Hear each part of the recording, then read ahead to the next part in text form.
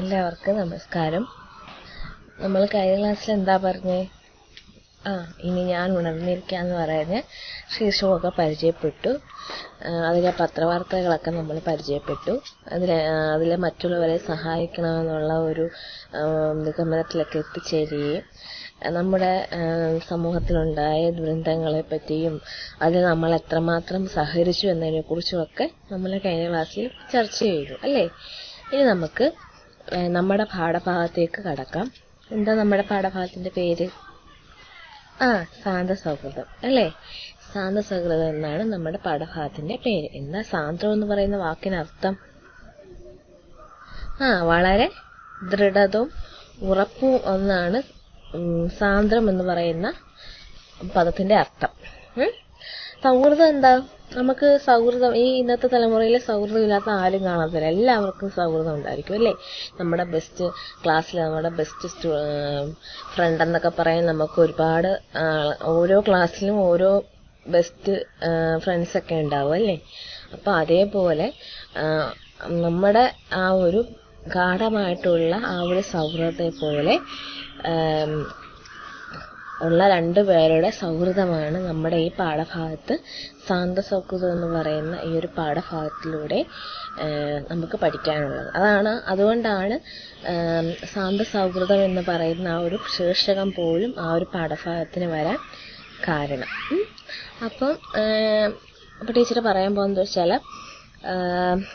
ഈ സാന്ദ്രസൗഹൃദം എന്ന് പറയുന്ന ഈ ഒരു ചെറിയൊരു ഭാഗമാണ്. അപ്പൊ ആ ഭാഗം ഏത് കവിതകൾ എടുത്തിട്ടുള്ളതാണെന്നും ആരുടേതൊക്കെയാണ് ഈ പറയാൻ പോകുന്നത്. അപ്പം രാംപുരത്ത് വാര്യർ എന്ന് പറയുന്ന ഒരു കവിയെ കുറിച്ച് കേട്ടിട്ടുണ്ടോ ആരെങ്കിലും? ആരും കേട്ടിട്ടില്ല, കേട്ട് കാണാൻ ഇടയില്ല. വളരെ പ്രാചീനമായിട്ടുള്ള ഒരു കവിയാണ് രാംപുരത്ത് വാര്യർ.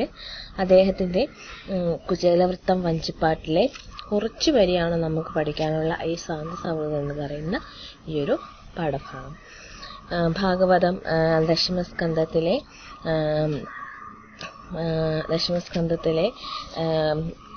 കുചേലോപാഖ്യാനം എന്ന് പറയുന്ന ഭാഗത്തു നിന്നും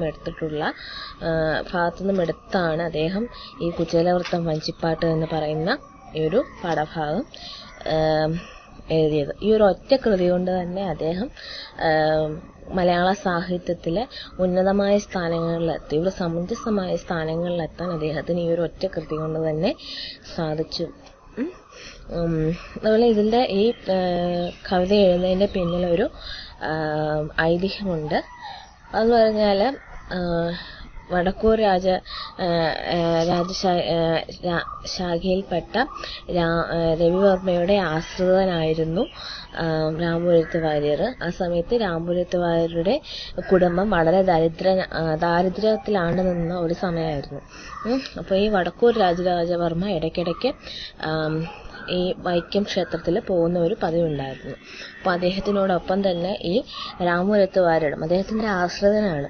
രാംപുരത്ത് വാര്യരും അദ്ദേഹത്തോടൊപ്പം തന്നെ ഈ വൈക്കം ക്ഷേത്രത്തിൽ പോവുകയും അവിടെ ദിവസങ്ങളോളം ഭജനമിരിക്കുകയൊക്കെ ചെയ്യുകയുണ്ടായി. അങ്ങനെ ആ ഒരു സന്ദർഭത്തിലാണ് നമ്മുടെ മാർത്താണ്ഡവർമ്മ ഈ വൈക്കം ക്ഷേത്രം സന്ദർശിക്കാനായിട്ട് അവിടേക്ക് വരുന്നത്. അപ്പോൾ അതിനു മുമ്പ് തന്നെ നമ്മുടെ രാംപുരത്ത് വാര്യർ ഒരുപാട് കൃതികളൊക്കെ എഴുതിയിട്ടുണ്ട്. പക്ഷെ അതൊന്നും അത്ര വലിയ പ്രശസ്തിയൊന്നും ആർജിച്ചില്ല. അപ്പം ഈ വടക്കൂർ രാജരാജവർമ്മയുടെ അദ്ദേഹത്തിന്റെ ഒരു സഹായത്തോടെ ഈ രാംപുരത്ത് വാര്യരുടെ കൃതികളൊക്കെ മാർത്താണ്ഡവർമ്മയ്ക്ക് വായിക്കാനായിട്ട് നൽകുകയാണ്. അപ്പൊ അങ്ങനെ വായിച്ചു കഴിയുമ്പോൾ അതിൽ വളരെയധികം ആ കവിതകളൊക്കെ വായിച്ച് വളരെയധികം സന്തുഷ്ടനായ മാർത്താണ്ഡവർമ്മ തിരുവനന്തപുരത്തേക്ക് പോകുമ്പോൾ തന്റെ പള്ളിയോടത്തിലേക്ക് ഈ രാംപുരത്ത് വാര്യരെയും കൂടെ വിളിക്കുകയാണ്. അപ്പം പള്ളിയോടം എന്ന് പറഞ്ഞാൽ അന്ന് രാജാക്കന്മാരൊക്കെ ഉപയോഗിച്ചിരിക്കുന്ന, അപ്പം വള്ളം എന്നാണ് ആ രാജാക്കന്മാർ സഞ്ചരിക്കുന്ന ആ ഒരു വള്ളത്തെയാണ് പള്ളിയോടം എന്നൊക്കെ പറയുന്നത്. അപ്പം നമ്മള് പള്ളി ഉറക്കം അങ്ങനെയൊക്കെ പറയില്ലേ? അപ്പൊ അത് രാജാവിനോടുള്ള ആ ഒരു ബഹുമാന സൂചകത്തിന് വേണ്ടിയിട്ടാണ് അവിടെ പള്ളി എന്ന് പറയുന്ന ആ ഒരു വാക്ക് ഉപയോഗിച്ചിരിക്കുന്നത്. അപ്പം അദ്ദേഹത്തിന്റെ കൂടെ ഈ ഒരു രാംപുരത്ത് വാര്യരെയും കൂടെ കൊണ്ടുപോവുകയാണ്. എന്നിട്ട് ആ യാത്ര ചെയ്യുന്ന ആ ഒരു സന്ദർഭത്തിൽ അദ്ദേഹം പറയുകയാണ്, ദേവാല ഭാഗവതം ദശമസ്കന്ധത്തിലെ കുചേലോപാഖ്യാനം എന്ന് പറയുന്ന ഭാഗത്തു നിന്നും ഒരു കൃഷ്ണന്റെയും കുചേലന്റെയും സൗഹൃദ ബന്ധത്തെക്കുറിച്ചൊരു കവിത എഴുതണമെന്ന് പറയുന്നു. വഞ്ചിപ്പാട്ട് വൃത്തത്തിലൊരു വഞ്ചിപ്പാട്ട്, ഈ വഞ്ചി തൊഴിലില്ലേ, വഞ്ചിക്കാത്തല്ലേ അവർ പോകുന്നത്, അപ്പം ആ വഞ്ചിയുടെ ആ ഒരു താളത്തിലൊരു കവിത എഴുതാൻ നിർദ്ദേശിക്കുന്നു. അപ്പം നമ്മുടെ രാമപുരത്ത് വാര്യര് ഈ ഒരു നമ്മുടെ കുചേലന്റെയും കൃഷ്ണന്റെയും സൗഹൃദത്തെക്കുറിച്ചുള്ള ആ ഒരു കൃതി എഴുതുകയും അങ്ങനെയാണ് നമ്മുടെ കുചേലവൃത്തം വഞ്ചിപ്പാട്ട് എന്ന് പറയുന്ന ഈ ഒരു കവിതയുടെ ഐതിഹ്യം, പിന്നിലുള്ള ഐതിഹ്യം ഒക്കെ പറയുന്നത്. അപ്പം മാർത്താണ്ഡവർമ്മയുടെ കാലത്താണ് ഈ ഒരു കവിത ഉണ്ടായത് എന്നതിന് വളരെ നല്ല ഒരു ഉദാഹരണം നമ്മുടെ കുചേലവൃത്തം വഞ്ചിപ്പാട്ട് എന്ന് പറയുന്ന കൃതിയിൽ തന്നെ ഉണ്ട്. നമുക്കത് മൊത്തം ഇതല്ല, ഇത് കുചേലവൃത്തം വഞ്ചിപ്പാട്ടിലെ കുറച്ചൊരു ഭാഗം മാത്രമാണ്. കുചേലവൃത്തം വഞ്ചിപ്പാട്ടിലെ മുഴുവൻ ഭാഗവും നമ്മൾ വായിക്കുമ്പോൾ അതിന്റെ ആദ്യ ഭാഗങ്ങളിലൊക്കെ മാർത്താണ്ഡവർമ്മയെ പ്രകീർത്തിച്ചുകൊണ്ട് എഴുതുന്ന കുറച്ച് സന്ദർഭങ്ങളൊക്കെ ഉണ്ട്. അപ്പം അതിൽ നിന്നൊക്കെ നമുക്ക് മനസ്സിലാക്കാൻ സാധിക്കുന്നത് മാർത്താണ്ഡവർമ്മയുടെ കാലത്താണ് ഈ ഒരു കുചേലവൃത്തം വഞ്ചിപ്പാട്ട് എഴുതി എന്നുള്ളതാണ്. അപ്പം അതാണ് ഈ കുചേലവൃത്തം വഞ്ചിപ്പാട്ട് എന്ന് പറയുന്ന കൃതിയുടെ ഒരു ഐതിഹ്യം. അത് മാത്രമല്ല, അത് നമുക്ക് വായിച്ചു കഴിയുമ്പോൾ കവിയുടെ ഒരു അനുഭവം കൂടിയിട്ടാണ്. എന്ന് വെച്ചാൽ കവി അത്രയും നാൾ വളരെയധികം ദാരിദ്ര്യമായിട്ട് അനുഭവിച്ചിരുന്ന ഒരു ചുറ്റുപാടിലാണ് ജീവിച്ചിരുന്നത്. പക്ഷെ മാർത്താണ്ഡവർമ്മയെ കാണുമ്പോഴത്തേക്കും അദ്ദേഹം നല്ല വെച്ചടി കയറ്റം സംഭവിക്കുകയാണ്. അതേപോലെ തന്നെയാണ് നമ്മുടെ കുചേലൻ വളരെ ദാരിദ്ര്യനായിട്ട് കഴിയുകയാണ്. അപ്പം ദാരിദ്ര്യത്തിന്റെ അങ്ങേയറ്റം മൂർധന്യാവസ്ഥയിൽ ജീവിക്കുന്ന ഒരു മനുഷ്യനായിരുന്നു കുചേലൻ. അപ്പം കുചേലന്റെ പത്നിയുടെ നിർദ്ദേശപ്രകാരം കൃഷ്ണനെ പോയി കാണാൻ പറയുന്നു. അങ്ങനെ കൃഷ്ണനെ കാണാൻ പോകുന്നു. കൃഷ്ണൻ അപ്പം അനുഗ്രഹിച്ച് നല്ല സമ്പന്നതയിലെത്തുന്നതാണ് കുചേലന്റെ കഥ. അപ്പം ഈ രണ്ട് ഇതുമായിട്ട് ബന്ധപ്പെടുത്തിയാണ് അദ്ദേഹം കുചേലവൃത്തം വഞ്ചിപ്പാട്ട് എന്ന് പറയുന്ന കൃതിയിലൂടെ പറഞ്ഞിരിക്കുന്നത്. അപ്പൊ ആ ഒരു കുചേലവൃത്തം വഞ്ചിപ്പാട്ടിന്റെ കുറച്ചൊരു ഭാഗമാണ് നമുക്ക് പഠിക്കാനുള്ള ശാന്തസൗഹൃദം എന്ന് പറയുന്ന ഈ ഒരു പാഠഭാഗം. കഴിഞ്ഞ ക്ലാസ്സിൽ എല്ലാവരോടും വായിച്ചുകൊണ്ട് വരാൻ ടീച്ചർ പറഞ്ഞിരുന്നു. വായിച്ചോ എന്നൊന്നും ടീച്ചർക്ക് അറിയത്തില്ല, വായിച്ചു എന്ന് വിശ്വസിക്കുന്നു. അപ്പോൾ ടീച്ചർ അതൊന്ന് നല്ല ഒരു ഈണത്തിൽ വായിക്കാം. ഈണമൊക്കെ കണ്ടുപിടിക്കാൻ ഞാൻ പറഞ്ഞിരുന്നു. നിങ്ങളൊക്കെ നല്ലൊരു ഈണം കണ്ടെത്തി കാണുമെന്ന് വിശ്വസിക്കുന്നു. അപ്പോൾ ടീച്ചർ ഈ ഒരു കവിത ഒന്ന് വായിക്കാം. എല്ലാവരും ശ്രദ്ധിച്ചിരിക്കുക. അറിയാത്ത വാക്കുകളുടെ അടിയിൽ വരയ്ക്കുക. അതിന്റെ അർത്ഥം കണ്ടുപിടിക്കാൻ നിങ്ങൾ ശ്രമിക്കുക. അല്ലെങ്കിൽ ടീച്ചർ വായിക്കുന്ന സന്ദർഭങ്ങളിൽ അതിന്റെ അർത്ഥം പറഞ്ഞു തരാം. അപ്പൊ ടീച്ചർ കവിത വായിക്കാൻ പോവുകയാണേ. എല്ലാവരും ശ്രദ്ധിച്ചിരിക്കുക. സാന്ദീപനിക്ക് ഹേ പണ്ടു സാഹസാൽ കഴിഞ്ഞതും നാം സാദരം വേദശാസ്ത്രങ്ങൾ അഭ്യസിച്ചതും സാന്ദ്ര സൗഹൃദ സംബന്ധം നമ്മിലുണ്ടായതും സഖി സാരനായ ഭവാനൊന്നും മറന്നില്ലല്ലേ. ഗുരുപത്നി നിയോഗേന കഥാചന നാമെല്ലാരും ഒരുമിച്ചു വിറകില്ലായിട്ടു പോയതും പെരുങ്കാട്ടിൽ പൊക്കിന്തന മുടിച്ചു കെട്ടിവെച്ചതും അരുണനസ്തമിച്ചതും മറന്നില്ലല്ലേ. കോരിരുട്ടുമാകസ്മികമായൊരു മഹാമഴയും കൂടി വന്നു കൊടുങ്കാറ്റും കൂടിട്ടസ്മാകം മോഹമേറെ വളർത്തത് മുഷപ്പോളം തകർത്തതും ഊഹിച്ചെടുത്തു നാമെല്ലാം ഒരുമിച്ചതും പാർത്തിരിയാതെ പറന്നു പോവുമേ കാറ്റത്തുള്ളുക്കാമ്പിലോർത്തൊരു തുരപ്പിനുള്ളിൽ ഒളിച്ചഞ്ഞുഞ്ഞും കോർത്തു കൈകൾ പിടിച്ചതും പിന്നെ പേടിത്തിരുവണ്ണം മാർത്താണ്ഡനു മോദിച്ചതും മറന്നില്ലല്ലേ. താപസാനന്ദിക്കു തന്നെ കാണാഞ്ഞിട്ടു പത്നിയോടു കോപിച്ചതും പുലർക്കാലെ തിരിഞ്ഞു കാൺമാൻ താപം കൊണ്ടു താനെ പുറപ്പെട്ട നേരം കുളിർന്നു നാം പേടിച്ചു വിറകും കൊണ്ടരികിൽ ചെന്നതും ചെന്നെ വീണു നമസ്കരിച്ചതും മഹാമുനി മോദ നമ്മെല്ലാം അനുഗ്രഹിച്ചതും തോന്നുന്നു. നന്മ നമുക്കതേയുള്ളൂ ഗുരു കടാക്ഷം കൂടാതെ ജന്മസാഫല്യം വരുമോ ജനിച്ചാലാക്കും. അപ്പൊ നമ്മള് കവിത വായിച്ചു. ഇനി നമുക്ക് കവിതയിലെ ഓരോ അർത്ഥങ്ങൾ എന്താണ് കവിതയിൽ പറഞ്ഞിരിക്കുന്നതെന്ന് നോക്കാം. അപ്പൊ കവിത എല്ലാവർക്കും ഇഷ്ടമായോ? ഇഷ്ടമായി കാണും എന്ന് വിശ്വസിക്കുന്നു. ടീച്ചർ ഏത് ഈണത്തിലാ പാടിയെന്നറിയാമോ? മതോന്നത എന്ന് പറയുന്ന വൃത്തത്തിന്റെ താളത്തിലാണ് ടീച്ചർ പാടിയത്. ഇത് വഞ്ചിപ്പാട്ടിന്റെ ഈണത്തിലാണ് പാടിയത്. അപ്പോൾ വഞ്ചിപ്പാട്ട് രചിക്കാൻ ഉപയോഗിക്കുന്ന വൃത്തമാണ് നദോന്നത വൃത്തം. വഞ്ചിപ്പാട്ടിലാണ് ടീച്ചർ പാടിയത്. നിങ്ങൾ കേട്ടിട്ടൊക്കെ ഉണ്ടായിരിക്കുമല്ലോ. കുട്ടനാടൻ പുഞ്ചയിലെ കൊച്ചു പെണ്ണെ കുയിലാടെ, ആ ഒരു പാട്ട് നിങ്ങൾ കേട്ടിട്ടുണ്ടായിരിക്കുമല്ലോ. ഓദിത്തിത്താരാദിത്തേതകതേതേതോ ഓദിത്തിത്താരാദിത്തേതകതേതേതോ എന്നൊക്കെ പറയുന്നത് നിങ്ങൾ കേട്ടിട്ടുണ്ടായിരിക്കുമല്ലോ.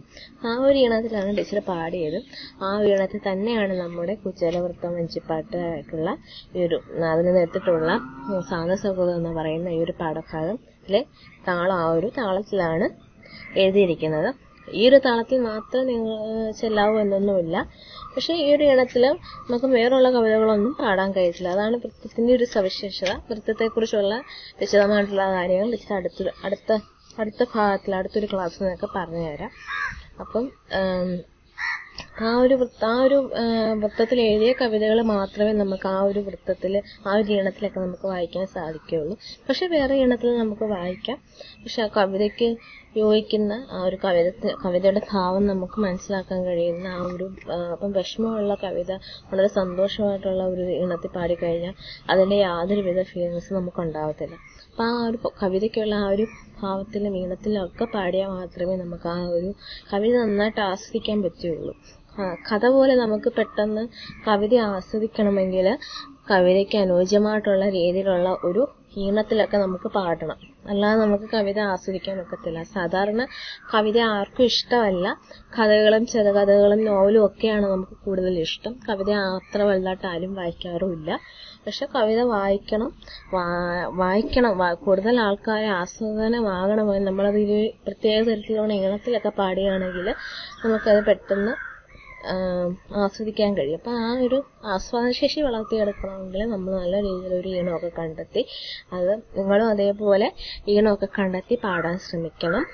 ടീച്ചർ പാഠഭാഗത്തിലേക്ക് കടക്കാം. അപ്പം അത്ര വലിയ പ്രയാസമുള്ള വാക്കുകളോ ഒന്നും ഈ പാഠഭാഗത്തില്ല. നമുക്ക് ജസ്റ്റ് ഒന്ന് വായിച്ചു നോക്കിയാൽ തന്നെ മനസ്സിലാക്കാൻ സാധിക്കുന്ന ഒരു കവിതയാണ് നമ്മുടെ സാന്ദസൗഹൃദം എന്ന് പറയുന്ന ഈ ഒരു പാഠഭാഗം. ടീച്ചർ വായിക്കാം. എല്ലാവരും അപ്പം ടീച്ചർ പറഞ്ഞായിരുന്നു കവിത വായിക്കുമ്പോൾ എല്ലാവരും അണ്ടർലൈൻ ചെയ്യണമെന്ന്, അറിഞ്ഞൂടാത്ത പദങ്ങളുടെ ഇടയിലൊക്കെ അണ്ടർലൈൻ ചെയ്യണമെന്ന് പറഞ്ഞായിരുന്നു. അപ്പൊ അതെല്ലാവരും ചെയ്തു കാണുമെന്ന് വിശ്വസിക്കുന്നു. അപ്പം ടീച്ചർ അതിന്റെ ആ ഒരു അർത്ഥം പറയാം. ടീച്ചർ വായിക്കുന്ന സമയത്ത് നിങ്ങൾക്കറിയാവുന്ന 4 വരി വെച്ചാണ് വായിക്കാൻ പോകുന്നത്. അപ്പം നിങ്ങൾക്ക് മനസ്സിലായ കാര്യങ്ങൾ നിങ്ങൾ നിങ്ങളുടെ നോട്ട് ബുക്കിൽ കുറിക്കുക. എന്നിട്ട് ടീച്ചർ പറയുന്ന അർത്ഥമായിട്ട് താരതമ്യപ്പെടുത്തി അത് എന്തെങ്കിലും വിട്ടുപോയിട്ടുണ്ടെങ്കിൽ നിങ്ങളത് കൂട്ടിച്ചേർത്ത് എഴുതുക. അപ്പം വായിക്കാൻ പോവാണ്. സാന്ദീപനി ഗൃഹേ പണ്ടു സാഹസാൽ കഴിഞ്ഞതെന്ന സാദരം വേദശാസ്ത്രങ്ങൾ അഭ്യസിച്ചതും സാന്ദസൗഹൃദം നമ്മളുണ്ടായതും സഖേ സാരനായ ഭവാനൊന്നും മറന്നില്ലല്ലേ. അപ്പോൾ സാന്ദീപനി ഗൃഹേ, സാന്ദീപനി എന്ന മഹർഷിയുടെ ഗൃഹത്തിൽ, സാന്ദീപനി ഗൃഹേ പണ്ട് സാഹസാൽ കഴിഞ്ഞതും, നമ്മൾ പണ്ട് വളരെ സാഹസപ്പെട്ട് കഴിഞ്ഞതും സാധനം വേദശാസ്ത്രങ്ങൾ അഭ്യസിച്ചതും, നമ്മൾ വേദങ്ങളൊക്കെ അവിടെ അദ്ദേഹത്തിനോടൊപ്പം പഠിച്ചതും സാന്ദസൗഹൃദ ബന്ധം നമ്മളുണ്ടായതും, ഭയങ്കര ദൃഢതയുള്ള സൗഹൃദം നമ്മളിൽ ഉണ്ടായതും സാരനായ ഭവാനൊന്നും അങ്ങ് ഇതൊന്നും മറന്നിട്ടില്ലല്ലോ. അപ്പൊ ഇത്രയേ ഉള്ളൂ. നമുക്ക് ജസ്റ്റ് വായിച്ചാൽ തന്നെ മനസ്സിലായില്ല. ഇപ്പൊ ഞാൻ ടീച്ചർ വായിച്ചപ്പോ തന്നെ നിങ്ങൾക്ക് എല്ലാവർക്കും മനസ്സിലായില്ല അതിന്റെ അർത്ഥം എന്താണെന്ന്. അതേ ഉള്ളൂ ബാക്കിയുള്ള ഓരോരോ വരിയും. എന്നിട്ട് പിന്നെ പറയുന്നത് എന്താ, ഗുരുഭക്തി നിയോഗേന കഥാചന നാം എല്ലാവരും ഒരുമിച്ച് പിറകില്ലാഞ്ഞിട്ട് പോയതും. ഗുരുപത്നിയുടെ നിർദ്ദേശപ്രകാരം, കഥാചന നിർദ്ദേശപ്രകാരം നമ്മളെല്ലാവരും ഒരുമിച്ച്. ഇവിടെ ഒരുമിച്ച് എന്ന് പറയാൻ കാരണം എന്താണെന്നറിയാമോ? ഒരുമിച്ചെന്ന് പറയാൻ കാരണം നമുക്ക് പറഞ്ഞുകൊണ്ടിരിക്കുന്നത് ഒരു പണ്ട് കാലത്തെ ഒരു വിദ്യാഭ്യാസ സമ്പ്രദായത്തെ കുറിച്ചാണ്. ഗുരുകുല വിദ്യാഭ്യാസ സമ്പ്രദായം. ആ ഗുരുകുല സമ്പ്രദായത്തിന്റെ ഒരു പ്രത്യേകതയാണ് നാം എല്ലാവരും. അവിടെ ജാതിയുടെ പേരിലോ അല്ലെങ്കിൽ ഒരു മതത്തിന്റെ പേരിലോ ഒന്നും ആരെയും വേർതിരിച്ച് കാണിക്കുന്നില്ല. എല്ലാവരും അവിടെ സമന്മാരാണ്. അപ്പം ആ ഒരു ഗുരുകുല വിദ്യാഭ്യാസത്തിന്റെ പ്രത്യേകത നമ്മളെ മനസ്സിലാക്കി തരുന്നതിനാണ് കവി അവിടെ നാം എല്ലാവരും എന്ന് പറയുന്ന ആ ഒരു പദം ഉപയോഗിച്ചിരിക്കുന്നത്. അപ്പം നമ്മളെല്ലാവരും ഒരുമിച്ച്, നമുക്ക് അവിടെ രാജാക്കന്മാരുടെ മക്കൾ കാണും, തീരെ പാവപ്പെട്ടവരുടെ മക്കൾ കാണും. അങ്ങനെ ഒരുപാട് വ്യത്യസ്തമായിട്ടുള്ള കുട്ടികളായിരിക്കും ഗുരുകുല വിദ്യാഭ്യാസത്തിന് വേണ്ടിയിട്ട് അവിടെ വരുന്നത്. പക്ഷെ അവിടെ രാജാവിന്റെ മകനെന്നോ മകളെന്നോ അല്ലെങ്കിൽ മറ്റ് ദരിദ്രനായ ദാരിദ്ര്യ കുടുംബത്തിൽപ്പെട്ട ആൾക്കാരെന്നോ ഒന്നുള്ള യാതൊരു വേർതിരിവുമില്ല. എല്ലാവരെയും അവിടെ സമന്മാരായിട്ടാണ് കാണുന്നത്. അപ്പൊ അതൊരു നമ്മുടെ ഗുരുകുല വിദ്യാഭ്യാസത്തിന്റെ ഒരു പ്രത്യേകത കൂടിയിട്ടാണ്. പിന്നെന്താ പറയുന്നത്? അപ്പം ഗുരുപത്നിയുടെ നിർദ്ദേശപ്രകാരം കാട്ടില് നമ്മള് വിറക് ഇല്ലാഞ്ഞിട്ട് വിറക് ശേഖരിക്കാൻ പോയ കഥകളും, അതേപോലെ അന്നേരം പെരുങ്കാട്ടിൽ പുക്കിന്ധനം മുടിച്ചു കെട്ടിവെച്ചതും അരുണൻ അസ്തമിച്ചതും മറന്നിട്ടില്ലല്ലോ. അപ്പം പുക്കിന്ധനം എന്ന് വെച്ചാല് പുക്ക് ഈ നമ്മൾ കത്തിക്കാനൊക്കെ ഉപയോഗിക്കുന്ന വിറകിനെയാണ് പുക്ക്. ഇന്ധനം എന്ന് വെച്ചാല് തടി എന്നാണ് അവിടെ ഉദ്ദേശിക്കുന്നത്. കത്തിക്കാൻ ഉപയോഗിക്കുന്നത് എന്താ? വിറക്. അപ്പം വിറകിനെയാണ് അവിടെ ഇന്ധനമായിട്ട് പറഞ്ഞിരിക്കുന്നത്. അപ്പം പുക്കിന്ധനം ഒടിച്ചു കെട്ടിവെച്ചതും അരുണൻ അസ്തമിച്ചതും, സൂര്യൻ അസ്തമിച്ചതും ഒന്നും മറന്നിട്ടില്ലല്ലോ. പിന്നെ എന്നിട്ട് ഭയങ്കരമായിട്ടും പറയുകയാണ്, കോരിരുട്ടും മഹാമഴയും കാറ്റും ഒക്കെ വന്നു, കോടി വന്നു കൊടുങ്കാറ്റും, ഭയങ്കരമായ ഇരുട്ട് വന്നു, എല്ലാം വന്ന് മോഹമേറെ വളർത്തതും മുഷപ്പോളം തകർത്തതും ഊഹിച്ചെല്ലാം എടുത്തു നാമെല്ലാം ഒരുമിച്ചതും പാർത്തിരിയാതെ പറന്നു പോമി കാറ്റത്തിനുള്ളിൽ കാമ്പിലോർത്തൊരു തുരപ്പിനുള്ളിൽ ഒളിച്ചു അന്യോന്യം. അപ്പം നമ്മളെല്ലാവരും ഭയങ്കരമായ മഴയും ഇടിയും മിന്നലും ഒക്കെ വന്നപ്പം നമ്മളെല്ലാവരും പേടിച്ച് എന്ത് ചെയ്തു? നമ്മളെല്ലാവരും ഒരു തുരപ്പിനുള്ളില് കൈകോർത്ത് പേടിച്ച് ഇരുന്നു എന്ന് പറയുകയാണ്. ഇതെല്ലാം കൃഷ്ണനും കുചേലനും കൂടെ അവരുടെ ആ ഒരു ബാല്യകാല സ്മരണയെ കുറിച്ച് ഓർത്തെടുക്കുകയാണ്. നമ്മളിപ്പം ഒരുപാട് കാലത്തിന് ശേഷം നമ്മുടെ കൂട്ടുകാരെയൊക്കെ കാണുമ്പോൾ നമ്മൾ ഓരോ കാര്യങ്ങളൊക്കെ പറയില്ലേ, അതേപോലെ കൃഷ്ണനും കുചേലനും തമ്മിൽ ഉണ്ടാകുന്ന സംഭാഷണമാണ് ഈ ഒരു കവിത. അങ്ങനെ അവര് തുരുപ്പിനുള്ളിലൊക്കെ ഒളിച്ചു, അങ്ങനെ കൈകോർത്ത് പിടിച്ച് പിന്നെ പേടി തീവണ്ട മാർത്താണ്ഡൻ ഉദിച്ചു. നമ്മള് മാർത്താണ്ഡൻ എന്ന് വെച്ചാൽ എന്താ? മാർത്താണ്ഡൻ എന്ന് പറയുന്ന പദത്തിന്റെ അർത്ഥം എന്താ? സൂര്യൻ. നമ്മൾ മുമ്പ് വേറൊരു ഭാഗത്ത് പഠിച്ചു അരുണൻ. അപ്പം സൂര്യന്റെ പര്യായങ്ങളാണ് അരുണൻ, മാർത്താണ്ഡൻ. നോക്കൂ, ഇവിടെ മാർത്താണ്ഡൻ എന്ന് അദ്ദേഹം കവി പറയാൻ കാരണം മറ്റൊരർത്ഥങ്ങളുണ്ട്. കവി അങ്ങനെ മാർത്താണ്ഡൻ എന്ന ആ ഒരു സൂര്യന്റെ ഇതിന് വേണ്ടിയിട്ട് മാർത്താണ്ഡൻ എന്ന് പറയുന്ന ആ ഒരു പദം ഉപയോഗിക്കാൻ കാരണം തന്റെ കവിയുടെ ജീവിതത്തിലെ ഇരുട്ടിനെ മാറ്റിയത് ആരാണ്? മാർത്താണ്ഡവർമ്മയാണ്. അപ്പം ഈ ഒരു സന്ദർഭത്തിൽ നമുക്ക് മനസ്സിലാക്കാം മാർത്താണ്ഡവർമ്മയുടെ കാലത്താണ് കുചേലവൃത്തം വഞ്ചിപ്പാട്ട് രചിച്ചിരിക്കുന്നത്. അപ്പം ആ ഒരു കാര്യത്തിന് വേണ്ടിയിട്ടാണ് കവി അവിടെ മാർത്താണ്ഡൻ എന്ന് പറയുന്ന പദം ഉപയോഗിച്ചിരിക്കുന്നത്. കവിയുടെ ജീവിതത്തിൽ വളരെ ഇരുട്ടായിരുന്നു, മഹാമഴയും കൂരിരുട്ടും വളരെ ദാരിദ്ര്യമുള്ള കുടുംബമൊക്കെ ആയിരുന്നു. ആ കവിയുടെ ജീവിതമാകുന്ന ആ ഒരു ഇരുട്ട് മാറ്റി പകരം വെളിച്ചം കൊണ്ടുവന്നത് ആരാണ്? മാർത്താണ്ഡവർമ്മയാണ്, അല്ലെങ്കിൽ മാർത്താണ്ഡവർമ്മ മഹാരാജാവാണ് എന്നൊരു ഓർമ്മപ്പെടുത്തലാണ് ആ ഒരു വരിയിലൂടെ കവി പറയുന്നത്. എന്നിട്ട് പിന്നെ പറയുന്നത് പിന്നെ താഴത്തെ ഭാഗങ്ങളിലൊക്കെ പറയുന്നത് ഒരു ഗുരുവും ശിഷ്യനും തമ്മിലുള്ള അഗാധമായ ബന്ധത്തെക്കുറിച്ചാണ്. അപ്പം ഇന്നത്തെ കാലത്തൊന്നും അധ്യാപകരും വിദ്യാർത്ഥികളും തമ്മിൽ വലിയ തരത്തിലുള്ള സൗഹൃദമോ അങ്ങനെയുള്ള ഒന്നുമില്ല. അധ്യാപകൻ അല്ലെങ്കിൽ അധ്യാപിക അവരുടെ ജോലി ചെയ്യുന്നു, കുട്ടികൾ ആ ഒരു രീതിയിൽ അവരെ കാണുന്നു. അല്ലെങ്കിൽ ഗുരുശിഷ്യ ബന്ധത്തിന്റെ നൈർമല്യമായ ഒന്നും അവർ തമ്മിലില്ല. ഇപ്പൊ അധ്യാപകനെ ഒരു ദൈവത്തെ പോലൊന്നും കാണുന്ന വിദ്യാർത്ഥികളൊന്നും ഇന്നത്തെ സമൂഹത്തിലില്ല. അവരെന്തെങ്കിലും അധ്യാപകർ എന്തെങ്കിലും പറയുമ്പോൾ അതിന് അത് അവർക്ക് വിപരീതമായിട്ട് ചലിക്കുന്ന കുട്ടികളെയാണ് ഇന്ന് നമ്മുടെ സമൂഹത്തിലൊക്കെ കാണുന്നത്. ആ ഒരു സ്നേഹം അല്ലെങ്കിൽ നമ്മുടെ നല്ലതിന് വേണ്ടിയിട്ടാണ് ആദ്യം അവർ നമ്മളെ ശിക്ഷിക്കുന്നത്, അല്ലെങ്കിൽ അവർ നമ്മളെ വഴക്ക് പറയുന്നു ഒന്നും നമ്മൾ ഇന്നത്തെ കുട്ടികൾ ചിന്തിക്കാറില്ല. അപ്പം ആ ഒരു ഇതിനൊക്കെ വ്യത്യസ്തമായിട്ട് ഗുരുകുല വിദ്യാഭ്യാസത്തില് ഗുരുശിഷ്യ ബന്ധം എന്ന് പറയുന്നത് അത്രയ്ക്ക് നൈർമല്യമുള്ളതാണ് എന്ന ഒരു ഓർമ്മപ്പെടുത്തലും കൂടിയിട്ടാണ് കവി ഇവിടെ പറയുന്നത്, അടുത്ത ഭാഗങ്ങളിൽ പറയാൻ ഉദ്ദേശിക്കുന്നത്. എന്നിട്ട് പറയുകയാണ്, എന്താ പറയുന്നത് നോക്കാം.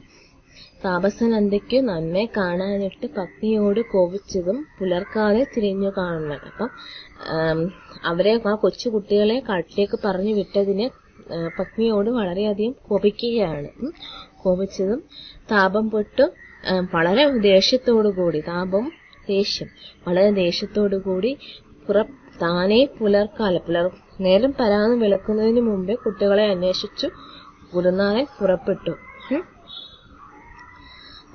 പേടിച്ച് വിറകം കൊണ്ട് അരികിൽ ചെന്നതും ചെന്മേ വീണു നമസ്കരിച്ചതും മഹാമുനി മോദത്താൽ നമ്മയെല്ലാം അനുഗ്രഹിച്ചതും തോന്നുന്നുണ്ടോ. അപ്പം വളരെ പേടിച്ചു. അപ്പം ഗുരുനാഥനെ ദൂരത്ത് നിന്ന് കണ്ടു. അപ്പം ആ ഒരു ഗുരുനാഥനെ കണ്ട ഉടനെ അവർക്ക് വളരെയേറെ പേടി ഉണ്ടാവുകയാണ്. അയ്യോ, ഇന്നലെ പോയിട്ട് വരാത്തതിൽ ഗുരുവിന് എന്തെങ്കിലും പിണക്കം ഉണ്ടായിരിക്കുമോ, നമ്മളെ വഴക്ക് പറയുമോ എന്നൊക്കെയുള്ള ആ ഒരു കുട്ടികളുടെ ആ ഒരു പേടി. അപ്പൊ ആ ഒരു പേടി കാരണം അവർ വളരെയധികം പേടിച്ചാണ് വരുന്നത്. എന്നിട്ട് ആ ഒരു പേടി കൊണ്ട് അവർ മാറി നിന്നു. ഉടനെ ഒരു അടുത്ത് വന്നപ്പോഴത്തേക്കും വീണ് നമസ്കരിക്കുകയാണ് ചെയ്തത്. അപ്പം ആ ഒരു ഗുരുശിഷ്യ ബന്ധമാണ് അവിടെ നമുക്ക് കാണാൻ പറ്റുന്നത്. അവർക്ക് എത്ര പേടിയുണ്ടെങ്കിലും അവരുടെ ആ ഒരു ഗുരുവിനോടുള്ള ആ ഒരു സ്നേഹം എപ്പോഴും അവരിൽ നിന്നിരുന്നു. എന്നിട്ട് എന്ത് ചെയ്യുക, എന്നിട്ട് കുചേലൻ പറയുകയാണ്, നന്മ നമുക്കതേ ഉള്ളൂ, ഗുരു കടാക്ഷം കൂടാതെ ജന്മസാഫല്യം വരുമോ ജനിച്ചാൽ ആർക്കും. അപ്പൊ ഗുരുവിന്റെ അനുഗ്രഹം കൂടാതെ നമ്മുടെ ജീവിതത്തിന് വിജയമൊന്നും ഉണ്ടാവുകയില്ല. എത്ര വലിയ ആളാണെന്ന് പറഞ്ഞാലും നമ്മളെ പഠിപ്പിച്ച അല്ലെങ്കിൽ നമുക്ക് വിദ്യ പറഞ്ഞു തന്ന ഗുരുവിന്റെ അനുഗ്രഹം ലഭിക്കാത്ത ആരും തന്നെ ഉന്നതങ്ങളിൽ എത്തുകയില്ല. അപ്പം വിദ്യാഭ്യാസത്തിൽ ഉന്നതമായ സ്ഥാനം എത്തുക അല്ലെങ്കിൽ ഉന്നതമായ സ്ഥാനത്തെത്തുക എന്ന് പറയുന്നത് ഒരുപാട് പണം വന്ന് ഒരുപാട് സമ്പന്നമായൊരു സ്ഥാനത്തെത്തുകയോ അല്ലെങ്കിൽ ഏറെ പ്രശസ്തി ആർജിച്ച ഒരു വ്യക്തിയാവുകയോ ഒന്നുമല്ല ഒരു മനുഷ്യനാകുക എന്ന് പറയുന്നത്. മനുഷ്യനാകുക എന്ന് പറയുന്നത് എന്താ, ഒരു മറ്റുള്ളവരെ സ്നേഹിക്കാൻ കഴിയുക, മറ്റുള്ളവരോട് ദയ കാണിക്കുക, അച്ഛനെയും അമ്മയും അധ്യാപകരെയും ഒക്കെ അവരുടെ സ്ഥാനത്ത് കാണാൻ പഠിക്കുക. ഇതൊക്കെയാണ് ഒരു ഗുരുവിന്റെ കടാക്ഷം കൊണ്ട് നേടിയെടുക്കുന്നത്. അല്ലാതെ ഉന്നതമായ സ്ഥാനങ്ങളിലെത്തുകയോ അല്ലെങ്കിൽ ഒരുപാട് പണം ലഭിക്കുമ്പോഴോ ഒന്നുമല്ല നമ്മള് ഒരു മനുഷ്യനായിത്തീരുന്നത്. നമുക്ക് നമ്മുടെ ഉള്ളിലെ കരുണ, ദയ ഇതൊക്കെ ആ ഒരു ഭാവം എത്തുമ്പോഴാണ് നമ്മൾ മനുഷ്യനായിത്തീരുന്നത് എന്നൊരു തത്വം കൂടിയിട്ട് പറഞ്ഞിട്ടാണ് നമ്മുടെ ഈ ശാന്തസൗഹൃദം എന്ന് പറയുന്ന ഈ ഒരു പാഠഭാഗം ഇവിടെ അവസാനിപ്പിച്ചിരിക്കുന്നത്. അപ്പം എല്ലാവർക്കും കവിത ഇഷ്ടപ്പെട്ടു എന്ന് വിചാരിക്കുന്നു, കവിതയുടെ ആശയം മനസ്സിലായി കാണുമെന്ന് വിചാരിക്കുന്നു. അപ്പം നമ്മൾ ഇതിൽ നിന്ന് മനസ്സിലാക്കേണ്ടത് നമ്മളെ പഠിപ്പിക്കുന്ന അധ്യാപികയോ അല്ലെങ്കിൽ അധ്യാപകനോ ആരെങ്കിലും അവരെയൊക്കെ നല്ല സ്നേഹിക്കാൻ നമ്മൾ പഠിച്ചിരിക്കണം. അവര് ചിലപ്പോൾ എന്തെങ്കിലുമൊക്കെ കാര്യത്തിന് വേണ്ടി നമ്മളെ വഴക്ക് പറയുമായിരിക്കും അല്ലെങ്കിൽ ശിക്ഷിക്കുമായിരിക്കും. പക്ഷെ അതൊക്കെ നമ്മുടെ നല്ലതിന് വേണ്ടിയിട്ടാണ് എന്ന് കരുതി അവരെ സ്നേഹിക്കണം. മറിച്ച് അവരോട് എതിർപ്പോ അല്ലെങ്കിൽ മറ്റുള്ള രീതിയിൽ അവരോട് ദേഷ്യം പ്രകടിപ്പിക്കുകയോ ഒന്നും ചെയ്യാതെ അവരെ സ്നേഹിക്കാൻ പഠിക്കണം എന്നുള്ള ആ ഒരു സന്ദേശമാണ് നമ്മുടെ ഈ രാമവരുത്തുകാരുടെ കുചേലവൃത്തം വഞ്ചിപ്പാട്ടിലെ കുറച്ച് ഭാഗമായിട്ടുള്ള ശാന്തസൗഹൃദം എന്ന് പറയുന്ന ഈ ഒരു പാഠഭാഗത്തിലൂടെ പറയാൻ ശ്രമിക്കുന്നത്. അപ്പൊ എല്ലാവർക്കും ഇഷ്ടപ്പെട്ടു എന്ന് കരുതുന്നു. കവിത ഒന്നുകൂടെ വായിക്കുക, എല്ലാവരും അർത്ഥമൊന്ന് പറയാൻ ശ്രമിച്ചു നോക്കുക. ശേഷം ഇത് നല്ലൊരു ആസ്വാദനക്കുറിപ്പ് എഴുതുക. അപ്പൊ ഇന്നത്തെ ക്ലാസ് ഇവിടെ അവസാനിപ്പിക്കുകയാണ്. അപ്പൊ അടുത്ത ക്ലാസ്സിൽ മറ്റൊരു ടോപ്പിക്കുമായിട്ട് വരാം. എല്ലാവർക്കും നന്ദി.